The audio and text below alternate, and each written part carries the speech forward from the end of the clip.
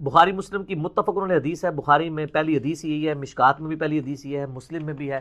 انما الاعمال بالنیات, نیکیوں کا دارمدار نیتوں پر ہے, اور ہر شخص کے لیے وہی ہے جس کی اس نے نیت کی. اگر کسی نے ہجرت کی اللہ اور اس کے رسول کے لیے, اس کی ہجرت ان کے لیے لکھی جائے گی, اور اگر کسی نے دنیاوی غرض یا کسی عورت سے نکاح کے لیے ہجرت کی تو اس کے لیے لکھی. اور اس حدیث کو لوگ مس کوٹ بھی کرتے تھے, وہ کہتے تھے برا کام بھی اچھی نیت سے ہو تو ثواب, جس طرح یہ ہمارے لوگ کرتے ہیں, یعنی ایکسٹرا جوڈیشل کلنگ کر دیتے ہیں اور کہتے ہیں ملک کے وسیع تر مفاد میں کیا ہے. نہیں, ایسے نہیں کر سکتے. میرا پچھلے دنوں یہ جو سائی وال واقع انسیڈنٹ کے اوپر کلپ بھی ہے, اس میں نے اس کی پوری انجینئرنگ کی.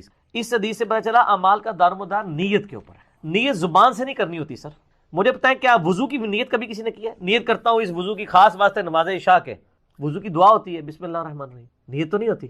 نیت تو آپ کے دل کے ارادے میں ہوتی ہے, وہی سب نیت ہے. نماز کے لیے بھی کوئی نیت آپ علیہ السلام نے تعلیم نہیں فرمائی. نماز شروع کرنے کی ایک دعا ہے جسے دعائے استفتاح کہتے ہیں, جو تکبیر تحریمہ کے بعد سورہ فاتحہ سے پہلے پڑھی جاتی ہے.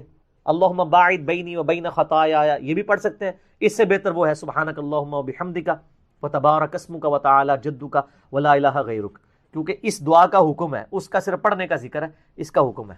اس کے علاوہ بھی دعائیں کوئی بھی پڑھ سکتے ہیں, اللہ اکبر کبیرہ والحمدللہ کثیرہ وسبحان اللہ بکرۃ واصیلہ, یہ بھی ہے. انی وجہت وجہ للذی فطر السماوات والارض, یہ جو قرآن کی آیت ہے یہ بھی صحیح مسلم میں ہے, نبی اسلام نے یہ بھی پڑھی ہے. کوئی بھی دعا استفتاح پڑھ سکتے. نیت تو آپ کے دل کے ارادے کا, لیکن نیت آپ نے اس وقت کرنی ہے. دل کا ارادہ کہ آپ عشاء پڑھنے کے لیے ہیں تو ایک لمحے کے لیے آپ ذہن میں لائیں کہ میں عشاء کی نماز پڑھنے لگا ہوں. ذہن میں یہ نہ ہو کہ آپ کا دماغ جو ہے وہ عصر کے وقت میں اٹکا ہوا اور آپ پڑھ رہے عشاء ہوں, یا زور کے میں اٹکا اور آپ عصر پڑھ رہے ہوں, وہ تو نماز نہیں ہوگی. اور ایون فقہ حنفی کی کتابوں میں لکھا ہے کہ اگر کسی شخص نے دل میں نیت کی زور کی اور اس کے منہ سے اثر نکل گیا اور نماز وہ زور کی تھی تو نماز ہو گئی, کیونکہ دل کی نیت کا اعتبار ہے. اور اگر اس نے زبان سے نیت کی زور کی لیکن دل میں دماغ اثر کے اوپر اٹکا ہوا تھا تو اس کی نماز ہوگی نہیں. تو وہ خود بھی مان رہے ہیں کہ زبان کی نیت کی یہ اوقات ہے. اس سے بھی بڑھ کے شیخ احمد سرندی, جن کی میں نے اتنی ساری چیزیں بیان کی, ان کی ایک پازیٹیو چیز بھی بتا دوں. آپ مکتوبات میں انہوں نے لکھا ہے کہ زبان سے نیت کرنا نماز کی یہ بدعت ہے. کٹر انفی, اتنا کٹر انفی کہ وہ کہتا ہے کہ میرے بزرگوں نے کشف کے ذریعے دیکھا ہے کہ حضرت عیسیٰ علیہ السلام بھی فقہ حنفی پہ عمل کریں گے, اور وہ یہ کہہ رہا ہے کہ نماز کی نیت زبان سے کرنا بدعت ہے. تو بعض کا صحیح بات بھی سمجھ آ جاتی کسی کو. تو ہم حنفیوں کو پھر کہتے ہیں کہ وہ آپ کے جنہوں نے وہ دیکھا تھا انہوں نے یہ بھی دیکھ لیا کہ ساری کہانی تہاڈی کہ زبان لی نیت, زبان لی نیت کوئی نہیں ہے. اور پھر وہ بنایا ہوا ہے جناب پیچھے اس امام کے پڑھنا خاص واسطے اللہ تعالیٰ کے, اور پتہ نہیں وہ کتنے لوگ تو کتنی دیر تک وہ امام رکوع میں چل جاتا ہے وہ نیت ہی کر رہے ہوتے ہیں. اتنی لمبی نیت ہوتی ہے, وہ نیت ہی کر رہے ہوتے ہیں. نیت کیا ہے سر؟ جب آپ وضو کر کے نکلے ہیں آپ کی اسی نماز کی نیت ہے. جب آپ امام کے پیچھے کھڑے ہوں تو بس ایک دفعہ ذہن میں حاضر کر لیں مغرب کے 3 فرض ہیں, بس دیٹس آل, وہی نیت. تو نیت دل کے ارادے کا نام ہے. نیت زبان سے نہیں کرنی ہوتی ہے, زبان سے دعائیں پڑھی جاتی ہیں. وہ وضو سے پہلے کی دعا ہے, اور نماز شروع کر کے اللہ اکبر کہہ کے نماز شروع کر کے دعا استفتاح سورہ فاتحہ سے پہلے, نماز میں تو ویسے ہی دعا. تو یہ بھی بالکل کہانی انہوں نے کرائی ہوئی ہے اور پوری رٹائی ہوئی ہے. وہ کہتے ہیں جنازے دی نیت سناؤ. وہ یہاں پہ آؤگا تھا نا, وہ کہتے ہیں وہ ایک یعنی مولوی صاحب جنہوں نے پچھلے دنوں ہمیں بڑا مصیبت میں رکھا ہوا تھا, تو وہ کہتے ہیں میں تواڈے ججاں کولوں دعائے قنوت سناں گا, میں تواڈے کولوں نیتاں سناں گا, میں تواڈے کولوں اے کراں گا او کراں گا, اے کراں گا او کراں گا. تے اللہ دے بندو انہاں کولوں تسی دعائے قنوت سنو, انہوں نے بھی دعائے قنوت نہیں آندی. دعائے قنوت جو اللہم انا نستعین کہنا یہ تو دعائے قنوت ہے ہی نہیں ہے. یہ تو نبی علیہ السلام نے قنوت نازلہ میں پڑھی ہے جو کافروں پہ بدعا کی جاتی ہے. دعائے قنوت وہ ہے جو جامعہ ترمذی کے اندر مولا حسن ابن علی علیہ السلام کو نبی علیہ السلام نے عشاء کے وطروں کے لیے سکھائی ہے. اللہم اہدنی فی من ہدیت وعافنی فی من عافیت. وہ ہوتے انہوں نے نہیں آنی ہونی کیونکہ انہوں نے بچپن سے یاد ہی نہیں کی ہوئی ہے. تو وہ اس طرح سے کہانیاں بنائی ہوئی ہیں انہوں نے. نیت کوئی نہیں ہے جی. جو چیزیں آپ وہ کلیم کر رہے ہیں جو ہے ہی نہیں کہیں لکھی اور آپ لوگوں سے سن رہے ہیں, آپ پہلے بتائیں وہ دین میں ہے کہاں ہے؟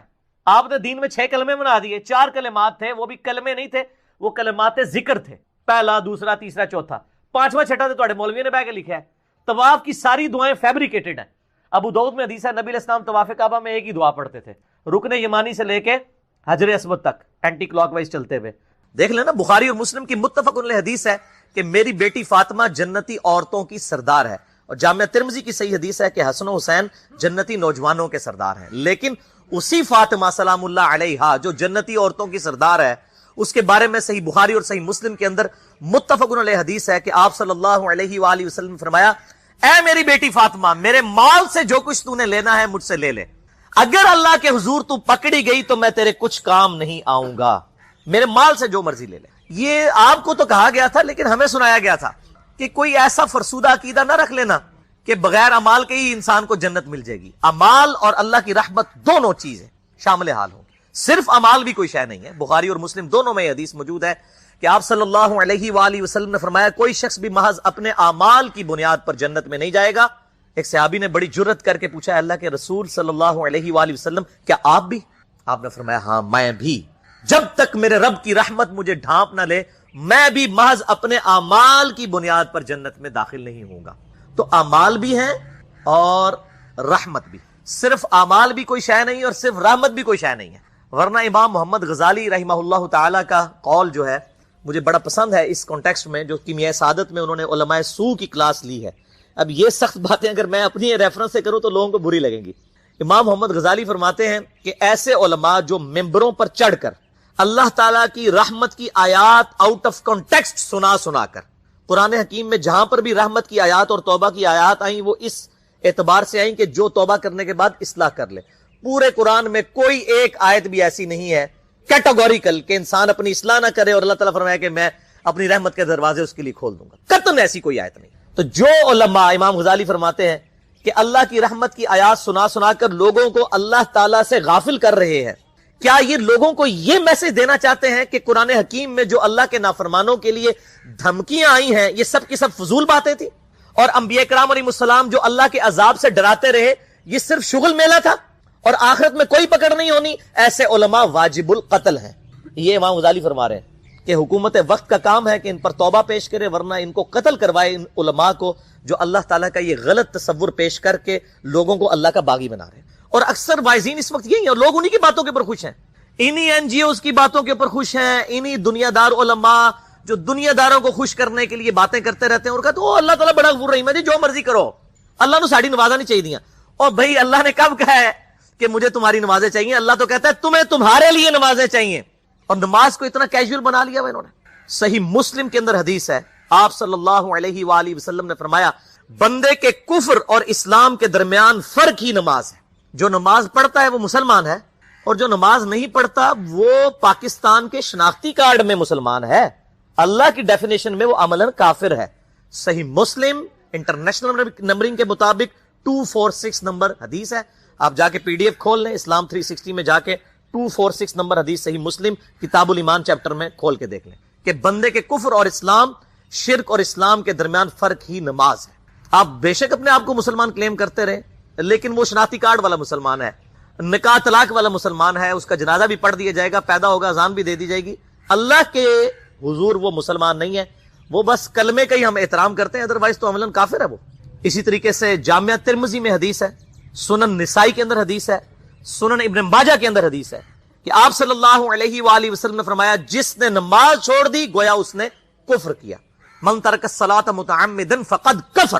اب اس سے زیادہ اور کیا سخت بات کی جائے کہ کسی کو یقین آئے کہ جس نے جان بوجھ کے نماز چھوڑ دی اس نے کفر کیا. اب جان بوجھ کے یہ نہ سمجھیے گا کہ جی میں بال بچیاں دے یہ کمائی کرتا رہنا تھا، منو ٹائم نہیں ملتا. جان بوجھ کی ڈیفینیشن بھی نبی علیہ السلام نے بخاری اور مسلم میں موجود ہے کہ اگر کوئی شخص بے ہوش ہو جاتا ہے یا سویا رہ جاتا ہے، یہ دو آپشنز ہیں، یا تیسرا آپشن ہے وہ بھول جاتا ہے، تو جیسے یاد آئے اسی وقت وہ والی نماز پڑھ لے. لیکن جو شخص دنیا کو ٹاپ پرائرٹی مانتا ہے، اپنا آفس چھوڑنے کے لیے تیار نہیں، اپنا کلینک چھوڑنے کے لیے تیار نہیں ہے اور اپنی دکان چھوڑنے کے لیے تیار نہیں ہے نماز کے لیے، تو ظاہر ہے کہ وہ تو اپنے آپ کو دھوکہ دے رہا ہے. اللہ تعالیٰ تو اپنے معاملات کے اندر بالکل اسٹریٹ فارورڈ ہے. بالکل یہ ذہن میں رکھ لیں. جامعہ ترمذی میں صحیح سند کے ساتھ موجود ہے، عبداللہ بن شفیق تابعی رحمہ اللہ تعالیٰ کہتے ہیں کہ صحابہ کرام علیہم رضوان صرف نماز کے چھوڑنے کو ہی اعمال میں سے کفر سمجھتے تھے. یعنی وہ کسی کو نماز پڑھتا ہوا دیکھتے تھے تو کہتے تھے یہ مسلمان ہے، اور کسی کو نماز پڑھتا ہوا نہیں دیکھتے تھے تو وہ کہتے تھے یہ کافر ہے. یہ جامعہ ترمذی ہے، یہ کوئی سٹوری بک نہیں میں سنا رہا آپ کو. مسند احمد میں صحیح سند کے ساتھ حدیث ہے، نبی صلی اللہ علیہ وآلہ وسلم نے معاذ ابن جبل سے فرمایا معاذ اللہ کے ساتھ کسی کو شریک نہ ٹھہرانا، خواہ تمہارے ٹکڑے ٹکڑے کر دیے جائیں، تمہیں سولی پہ چڑھا دیا جائے، تمہیں آگ میں جلا دیا جائے، اللہ کے ساتھ کسی کو شریک نہ ٹھہرانا. اور معاذ نماز بھی نہ چھوڑنا، کیونکہ جس نے نماز چھوڑ دی اللہ تعالیٰ کے ذمہ کرم سے وہ نکل گیا، اللہ کے حضور اس کے لیے کوئی حصہ نہیں ہے جس نے نماز چھوڑ دی. کتنا کرٹیکل ایشو ہے. اور اسی طریقے سے مسند احمد میں ہی ایک اور حدیث ہے کہ آپ صلی اللہ علیہ وآلہ وسلم نے فرمایا جس شخص نے اپنی زندگی میں نماز کی حفاظت کی قیامت والے دن وہ نماز اس کے لیے نور ہوگی، نجات ہوگی اور اس کے حق میں دلیل ہوگی. اور جس نے نمازوں کی حفاظت نہیں کی اس کے لیے قیامت والے دن کوئی نجات، کوئی نور اور کوئی دلیل نہیں ہوگی، الٹا اس کا حشر قارون، فرعون اور ابی ابن خلف کے ساتھ ہوگا، والعیاذ باللہ تعالی۔ یہاں تو ہم کہہ دیتے ہیں یا اللہ جو کچھ بھی ہے تیرے محبوب کی امت سے ہے، یعنی یا اللہ ہم نے تو اپنی اصلاح کوئی نہیں کرنی، ہمیں اسی طریقے سے ہی قبول کر لیں، والعیاذ باللہ تعالی۔ اور کچھ ویسے علماء کا بھی اس میں بڑا برا کردار ہے کہ انہوں نے نماز کو بھی اتنا مشکل فرض بنا کے پیش کیا ہے کہ ایک عام آدمی کے لیے اور جو دنیاوی معاملات کے اندر بھی انوالو ہے اور کسی ایسی عورت کے لیے جس کے کئی بچے ہیں، مطلب اس روٹین کے اندر اس نماز کو مینج کرنا مشکل ہو جاتا ہے۔ ہمیں تو عشاء کی صرف 17 رکعتیں بتا دی گئی ہیں، حالانکہ 24 گھنٹے کے اندر ٹوٹل نماز کی رکعتیں 17 ہیں جن کی اکاؤنٹیبلٹی ہے۔ اور میں یہ بڑے یعنی وثوق کے ساتھ ایک ذمہ دار مبلغ کی حیثیت سے یہ بات کر رہا ہوں۔ آپ صحیح بخاری اور صحیح مسلم کھول کے دیکھ لیں، فرض نمازوں کی تعداد جو ہے وہ 5 آئی ہے اور ان کی رکعتوں کی تعداد بھی بیان ہو گئی ہے۔ فجر کے 2 فرض، ظہر کے 4 فرض، عصر کے 4، مغرب کے 3 اور عشاء کے 4، اور سفر میں سارے 2 فرض ہیں، مغرب کے 3 ہیں۔ یہ ٹوٹل 17 رکھتے ہیں جن کی اکاؤنٹیبلٹی ہے۔ باقی جنہ گڑ پاؤ گے انہ میٹھا، وہ ساری نفلی عبادت ہے۔ وہ بخاری اور مسلم دونوں میں حدیث ہے، جس نے فرض کے علاوہ 12 رکعتوں میں استقامت کی، اور وہ 12 رکعتیں آپ صلی اللہ علیہ وآلہ وسلم نے پڑھ کے بھی بتائیں، اور امہات المومنین میں سے سیدہ عائشہ نے، سیدہ ام سلمہ نے، سیدہ ام حبیبہ رضی اللہ عنہن نے روایت بھی کی کہ 2 فجر سے پہلے، 4 ظہر سے پہلے، 2 ظہر کے بعد، 2 مغرب کے بعد، 2 عشاء کے بعد، یہ 12 سنت موقدہ۔ جس نے یہ پڑھی اسے جنت میں محل ملے گا۔ اگر کوئی نہیں پڑھتا تو گنہگاری والا معاملہ کوئی نہیں ہے۔ اسی طریقے سے اس کے علاوہ ایک اور وطر کی نماز ہے جو سنت موقدہ ہے۔ وہ سیدنا مولا علی رضی اللہ تعالیٰ عنہ علیہ السلام کا قول ہے کہ وطر سنت ہے، سنت ہے، سنت ہے، مگر اسے مت چھوڑو۔ ہے سنت ہے لیکن تاکیدی ہے۔ آپ صلی اللہ علیہ وآلہ وسلم نے سفر میں بھی وطر اور فجر کی 2 سنتیں پڑھی ہیں، لیکن یہ صرف افضلیت کے اعتبار سے تاکیدی ہیں، ان کی کاؤنٹیبلٹی کوئی نہیں ہے۔ البتہ یہ ضرور ہے، سنن ابی داؤد میں ایک حدیث ہے کہ جس کی قیامت والے دن فرضوں میں کوتاہی نکل آئے گی تو اللہ تعالیٰ فرمائے گا میرے بندوں کی جو نفلی اور سنت عبادت ہے اس کو تول لو اور فرضوں کے ایکویلنٹ قبول کر لو۔ تو آپ اگر یعنی سنتیں پڑھیں گے تو اس کے ایکویلنٹ نفلوں کی کوتاہی پوری ہو جائے گی، ادروائز اکاؤنٹیبلٹی اس کی کوئی نہیں ہے۔ یہ ذہن میں رکھیے گا۔ صحیح بخاری اور مسلم دونوں میں حدیث موجود ہے۔ ایک صحابی آئے، انہوں نے کہا یا رسول اللہ صلی اللہ علیہ وآلہ وسلم، میں جنت میں جانا چاہتا ہوں، مجھے کوئی شارٹ کٹ بتا دیں۔ آپ صلی اللہ علیہ وآلہ وسلم نے فرمایا اسلام لانے کے بعد نماز، فرض نماز کو قائم رکھ، پھر فرمایا فرض زکوٰۃ ادا کر، فرض روزے دے، روزے جو ہیں وہ ان کو ادا کر اور روزے رکھ۔ حج اس وقت فرض نہیں ہوا تھا، وہ زندگی میں ایک بار ہے۔ تو اس نے کہا یا رسول اللہ صلی اللہ علیہ وآلہ وسلم جتنا آپ نے مجھے بتایا نہ میں اس میں ایڈ کروں گا نہ اس میں سے کوئی چیز مائنس کروں گا، اور یہ کہہ کے وہ چلا گیا۔ آپ صلی اللہ علیہ وآلہ وسلم نے فرمایا اگر کسی نے کسی جنتی شخص کو دیکھنا ہے تو اس کو دیکھ لو، جو یہ کہہ کے گیا کہ میں فرض نماز سے زیادہ کوئی نماز نہیں پڑھوں گا، صرف فرض روزہ ہی رکھوں گا، فرض زکوٰۃ ہی دوں گا۔ اب روزہ اور زکوٰۃ میں تو ہمارے علماء کو اور عام پبلک کو بھی جو دیندار لوگ ہیں ان کو ہضم ہوتی ہے کہ کوئی شخص یہ نہیں کہتا کہ بھئی پیر اور جمعرات کا روزہ، صحیح مسلم میں حدیث ہے کہ آپ صلی اللہ علیہ وآلہ وسلم کے نفلی روزوں کی یہ روٹین تھی۔ کوئی آپ کو یہ نہیں کہے گا کہ جس نے جمعرات اور پیر کا روزہ نہ رکھا اس کے رمضان کے روزے ہی قبول نہیں ہوں گے، کوئی کہتا ہے؟ کیونکہ ان کو پتہ وہ نفلی ہے۔ اسی طریقے سے زکوٰۃ تو صرف 2.5% ہے نا، باقی تو نفلی صدقات ہیں جتنے مرضی دیں۔ کوئی شخص نہیں کہتا کہ نفلی صدقہ نہ دیا تو آپ کی زکوٰۃ بھی قبول نہیں ہوگی، الٹا یہ کہتے ہیں او بس جی زکوٰۃ دے لو تو باقی سارا مال پاک ہے۔ لیکن جب فرض نماز کی باری آتی ہے تو اس وقت وہ 12 رکھتے ہیں بھی سنت موقدہ بیچ میں گھسیٹ دیتے ہیں، وہ بھی صرف فضیلت ہے۔ ٹوٹل 17 رکھتے ہیں، 2 فجر کی، 4 ظہر، 4 عصر، 3 مغرب، 4 عشاء۔ یہ میں کو اپنے لیے گراؤنڈ نہیں بنا رہا، میں تو الحمدللہ اس کے علاوہ بھی نفلی عبادت کرتا ہوں، لیکن میں بتا رہا ہوں خدا کے لیے لوگوں کو دین ایسا مشکل نہ پیش کریں کہ جو نبی علیہ السلام نے امت کو وہ دین نہیں دیا ہوا۔ اپنی مرضی سے انجیکٹ نہ کریں دین، لوگوں کے لیے مشکلات نہ کھڑی کریں، ان کو فرض نماز تک رکھیں۔ پھر انشاءاللہ کئی لوگوں کو میں نے اس نے نماز شروع کروائی، انہوں نے سنت نماز بھی، نوافل بھی شروع کر دی ہیں، لیکن آپ کم از کم وہ ڈیٹم لیول تو اچیو کروائیں لوگوں کا۔ لیکن فرض نماز کی باری آتی ہے کہتے ہیں جی سنتے بھی حصہ ہے، کہاں سے میرے بھائیوں حصہ ہے؟ وہ 17 رکھتے ہیں، سنتیں پڑھیں گے ثواب ہے، نہیں پڑھتے گناہ کوئی نہیں ہے۔ تو کم از کم فرض تو ادا کریں، اس کے لیے آپ کو ٹوٹل 24 گھنٹے میں میرا خیال ہے 40 منٹ بھی نہیں چاہیے فرض پڑھنے کے لیے۔ یہ حدیث مسلم میں ہی لکھی رہ گئی کہ ابن مسعود رضی اللہ تعالیٰ عنہ کہتے ہیں کہ جماعت کے ساتھ نماز پڑھنا یہ سنت خدا ہے، یہ تمہارے نبی کی وہ سنت ہے جو اللہ نے انہیں عطا کی، اگر اسے چھوڑ دو گے تو برباد ہو جاؤ گے۔ رسول اللہ کے زمانے میں اگر کوئی بیمار بھی ہوتا اور 2 بندوں کے سہارے مسجد میں آ کے نماز پڑھ سکتا تو اس کی کوشش ہوتی کہ میں مسجد میں جماعت سے نماز پڑھوں، کہیں مجھے منافق نہ شمار کر لیا جائے۔ جماعت چھوڑنے پر رسول اللہ کے زمانے میں سمجھا جاتا تھا صلی اللہ علیہ وآلہ وسلم کے بندہ منافق ہے۔ صحابہ کرام کو، اہل بیت کو کب معلوم تھا کہ ایسی امت بھی آنے والی ہے جو آپ سے بڑا عشق رسول ہونے کا دعویٰ کرے گی اور نماز ایک نہیں پڑھے گی؟ تو وہ کہتے یار یہ تو بڑا آسان اسلام ہے. تو یہ حدیثیں تو مسلم شریف میں لکھی رہ گئی، پریکٹیکلی کس نے عمل کیا اس کے اوپر؟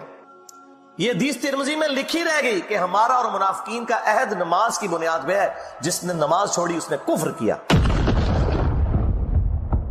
یہ صحابہ کرام علیہ رضوان کا فتویٰ ترمذی میں ہی رہ گیا. عبداللہ بن شقیق تابعی کہتے ہیں کہ صحابہ کرام علیہ رضوان تارک الصلاح کے سوا کسی کی تکفیر نہیں کرتے تھے، صرف بے نمازی کو وہ کافر سمجھتے تھے، باقیوں کو وہ تمام غلطیوں کے باوجود مسلمان تصور کرتے تھے. اب اندازہ کریں، یہ ترمذی میں لکھا رہ گیا جناب. ہاں، ہم جب چیخ چیخ کے یہ باتیں بیان کرتے ہیں، لوگ کہتے ہیں یار یہ کس قسم کی باتیں کر رہے ہیں، یہ کہاں پہ لکھی ہوئی ہیں؟ سرکار کتابوں میں لکھی ہوئی ہیں. یہی تو ہم آپ سے کہہ رہے ہیں کہ مرنے سے پہلے اے مسلمان کر لے اس پہ غور، کتابوں کا خدا اور ہے، بابوں کا خدا اور. یہ حدیث ابو داؤد میں ہی لکھی رہ گئی کہ بچہ جب 7 سال کا ہو جائے تو اسے نماز کا حکم دو، اور نہ پڑھے 10 سال کی عمر میں اسے سزا بھی دو، اور 10 سال کے بچوں کے بستر بھی الگ کر دو. یہ ابو داؤد میں لکھی رہ گئی حدیث. عمل کس نے کیا؟ یہ حدیث ابن ماجہ میں لکھی رہ گئی کہ نبی علیہ السلام نے فرمایا اے معاذ اللہ کے ساتھ شرک نہ کرنا، خواہ تمہارے ٹکڑے ٹکڑے کر دیے جائیں، تمہیں قتل کر دیا جائے، سولی دے دیا جائے، یا آگ میں زندہ جلا دیا جائے، شرک نہ کرنا. یہ پہلی نصیحت. اسی حدیث میں دوسری نصیحت، نماز نہ چھوڑنا. تمہارا اللہ کے ساتھ عہد نماز کی بنیاد پہ ہے، اگر تم نے نماز چھوڑ دی تو اللہ کا ذمہ اٹھ گیا تم سے. اور تیسری چیز فرمایا شراب نہ پینا، یہ تمام برائیوں کی جڑ ہے. تو یہ حدیثیں تو لکھی رہ گئی سرکار.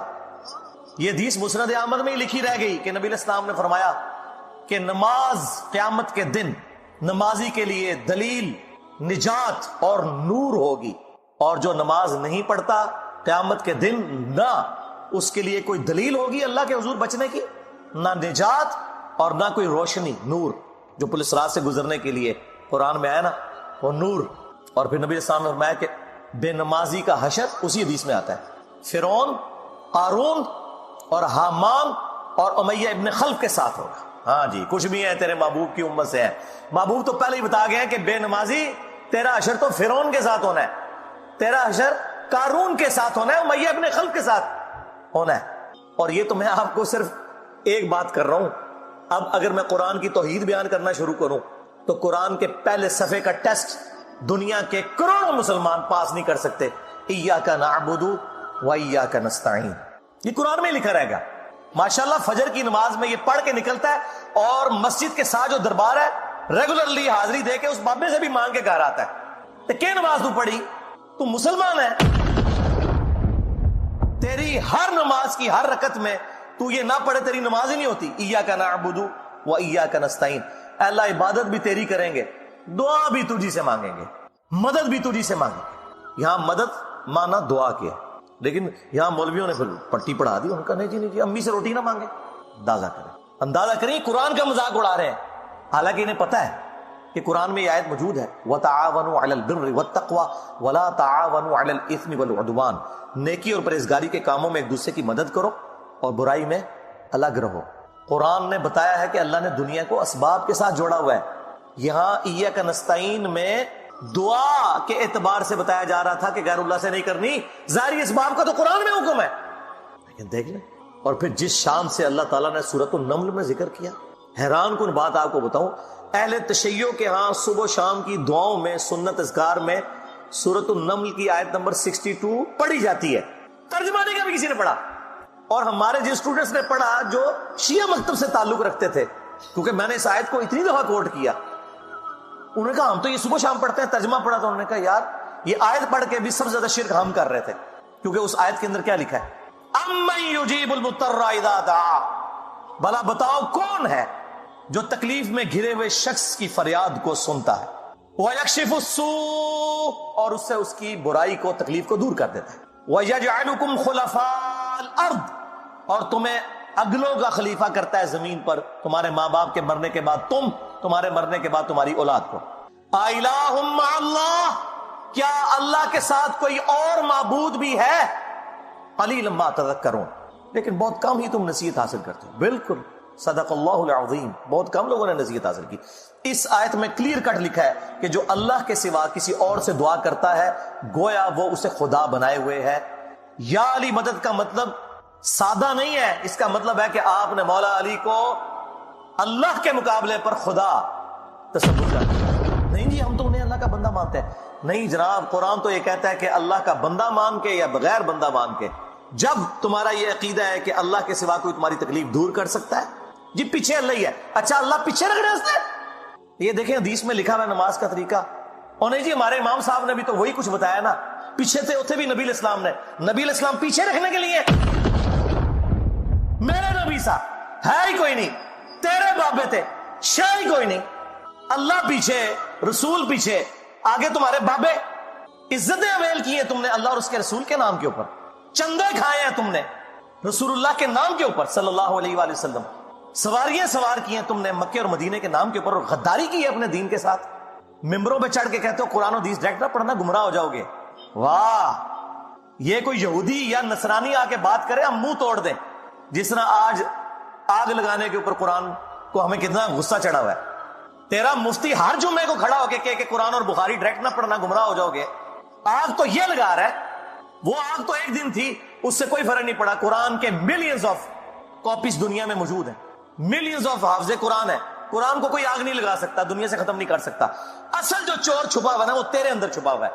جو یہ علماء ہیں شیاطین، جنات اور انسانوں میں سے شیاطین، جو تمہیں یہ کہہ رہے ہیں قرآن ڈائریکٹ نہ پڑھنا گمراہ ہو جاؤ گے، اور تم کہتے ہو مفتی صاحب نے فرما دیا. سبحان اللہ. دنیا میں اگر کوئی مفتی صاحب لمبی داڑھی اور پگڑی اور ہاتھ میں تسبیح کے ساتھ آپ کو کوئی 2 نمبر چیز دے دیں، آپ ایک استری خریدنے کے لیے جائیں اپنے کپڑے کرنے کے لیے، اور اس پہ جعلی مور لگا کے وہ بندہ آپ کو وہ استری دے دے، اور آپ کو بعد میں پتا چل جائے اس نے دھوکہ کیا ہے، تو آپ کیا کہیں گے؟ مفتی صاحب نے فرما دیا استری شریف.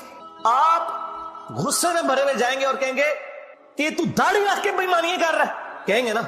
تو یہ داڑھی والے جو مولوی ممبروں پہ چڑھے ہوئے جھوٹ سکھا رہے ہیں آپ کو، ان کو کبھی آپ نے کہا نہیں. آپ فرق دیکھ لیں، جہاں آپ کی دنیا کا نقصان ہوتا ہے نا، نہ آپ کو مفتی کی داڑھی نظر آتی ہے. ہو سکتا ہے آپ جا کے آگ لگا دیں اس کی داڑھی کوئی، لیکن جہاں آپ کا دین کا نقصان ہو رہا ہے آپ کہتے ہیں مفتی صاحب نے فرما دیا. وہاں لاکھ چیختے رہے کہ یار یہ مفتی صاحب آپ کو اپنے بابوں کا دین بتا رہے ہیں، کتابوں میں دین کچھ اور لکھا ہوا ہے. ٹس سے مس نہیں ہوتے. تو یہ قرآن کی توحید کا ٹیسٹ نہیں تھے پاس کر رہے ہیں. ایک جاہل سے جاہل مسلمان کو بھی یہ بات سمجھ آنی چاہیے کہ بارش کون برساتا ہے؟ اللہ. ڈیوٹی کس کی ہے؟ فرشتوں کی. کیا ہم بارش فرشتوں سے مانگیں گے یا اللہ سے؟ تو بات ختم ہوگی. جو ڈیوٹیاں لائی ہیں جی بابیاں دیا، وہ چھڑ دے ڈیوٹیاں لائی ہیں، کدھر مر گئے وہ بابے کہ آج ہزاروں ایکڑ کے اوپر یوٹیوب کی جو ہارڈ ڈسک رکھی ہوئی ہے ان کے اوپر رسول اللہ کے خلاف گستاخانہ ویڈیوز رکھی ہوئی ہیں. بابا کدھر مر گئے؟ نگاہ مار کے کیوں نہیں ڈیلیٹ کرواتے؟ اوے بابا جی کہا کرتے تھے نا جی امت مر جائے. امام مالک فرماندے نے کہ حضور دی گستاخیاں ہو رہی ہیں اور امت زندہ ہے، بدلہ نہیں لیندی. امام مالک فرماتے تھے پھر امت زندہ کیوں ہے؟ پھر مر جائے ساری، پھر مر جائے ساری. پوری عالم اسلام اس وقت یا تو مر جائے، یا تو مر جائے سارا عالم اسلام، یا پھر حضور کی عزت پر پیر رکھے. بس 2 باتوں میں سے ایک بات ہے.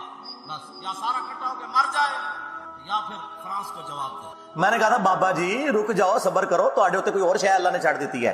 امت بعد ہی مرے، پہلے تیرے بابے کیوں نہیں مر جاندے بابیا جنہاں دی ڈیوٹیاں سن؟ غوث کتب ابدال، انہوں نے اپنے نبی کا کلمہ نہیں پڑھا ہوا، وہ کدھر مر گئے؟ جو کل تک اپنے مریدوں کو یوں دیکھ کے تو جلا کے راکھ کر دیتے تھے، آج اتنے بغیرت ہو گئے کہ وہ یوٹیوب سے ویڈیوز نہیں ڈیلیٹ کر سک رہے. لے گئے اپنے بابے تو کسی کام میں نہیں نکلے. پہلے وہ مرن نا، امت تو بیچاری کچھ کر نہیں سکتی، بابوں کے پاس تو اتنے رائٹس ہیں. وہ بابا لبو جی ڈیوٹی ہے اتنے جتنے ہارڈ ڈسک پہ ہیں اتنے جس گوشت کی ڈیوٹی ہے انہوں لبو کرا، اس سے میں 295 سیل آواں گا. امت مر جائے، تیرے بابے نہ مر جائے، امت مر جائے. امت نو تے تسی مس گائیڈ کیتا ہے، شرک میں ڈبو دیا. او جی لاہوری 1000 سال تو بابا بیٹھے ہے تے پال رہے لوگوں وہ چھڈ دے. آج چندے بند کر دینا گورنمنٹ، کتے پھرن گے درباراں تے تواڈے. صفائی کرنے والا کوئی نہیں ہوگا، بند کراؤ چندے. بابا پال رہا ہے، تواڈے چندے تے پلدے نے تے تسی کہتے بابا پال رہا ہے. شرم کی کوئی انتہا ہوتی ہے. یہ لوگ بات کرتے ہیں کہ قرآن جل گیا تو پورے ملک کے اندر ہنگامے کھڑے کیے ہوئے. قرآن تم لوگوں نے جلایا ہے شرک پھیلا کے. ویسے تو کہتے ہو ہم سنی ہیں.